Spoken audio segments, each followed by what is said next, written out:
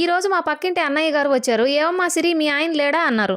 ఉన్నారు అన్నయ్య గారు, పిలుస్తా ఉండండి, ఇలా కూర్చోండి అంటూ, ఏమండి మీకోసం రాము అన్నయ్య వచ్చారండి అన్న.